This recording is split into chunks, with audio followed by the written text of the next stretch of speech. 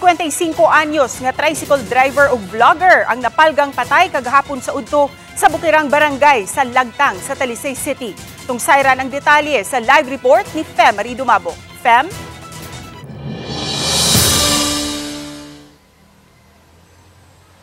Ses, gidudahan nga nila nataw kapin sa tulo ka adlaw nga patay ang maong vlogger sa dihang napalgan kini.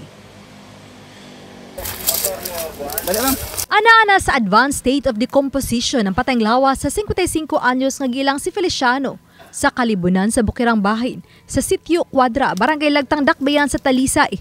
Positibong giila ang biktima siyang igsuon. Mato di Police Lieutenant Colonel Myla Maramag, hepe sa Talisay City Police, nga pasado las 11 gahapon sa buntag nakadawat ang ilang buhatan og taho sa napalgang patayng lawas sa tao. Sa pakisusi sa kapulisan, katapusan nakita ng biktima nga namasahero pa niadtong Domingo. Matod sa mga pagumangkon sa biktima nga niadto pang Lunes natinga na ang ubang kabanay nga wa na uli sa panimay niini sa haklupan ng biktima ug nga wala kini makahatag og alawan sa iyang laing pagumangkon nga nag-eskwela. Gitawgan kini apan way motubag. Apan kagahapon sa buntag giingong naningil ang tag-iya sa tricycle nga gibaniho sa biktima sa iyang hatagon. Dinhi na nabalaka ang pamilya.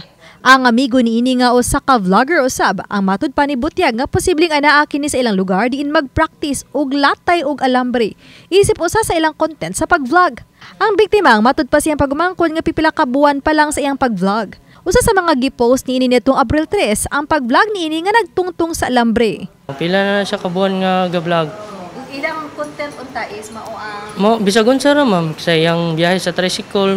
Ya kon mo lagi to ni so siya tong latay-latay kay tungod lagi latay og wire kay tungod lagi sa kuan siyang katong amigo ba nga nilatay siya ni daghan ang views sila nakabantay nga dili naman jud mo online si kuan uncle. Sa dugang pakisusi matod sa amigo ni ini nga sila unta ang magkuyugan sa dapit aron mag-vlog. Apan niadtong weekend wa siya kakuyog kay aduna siya trabaho. Usa sa gitan-aw sa kapulisan nga aksidente ang nahitabo ni ini. Apan wa usab nila gisalikway ang posibilidad nga adunay foul play. Hinungdan nga nirekomendar ang kapulisan nga ipa-autopsy ang patayng lawas sa biktima.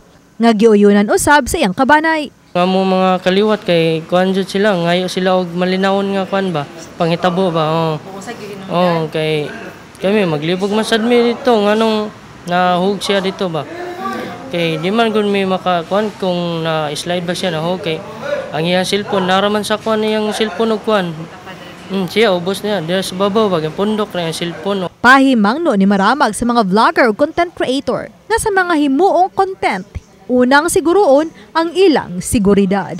Remind all would-be content creators or actual content creators na nga magmatngunta and always be on the safe side of kanang always be cautious and be on the safe side.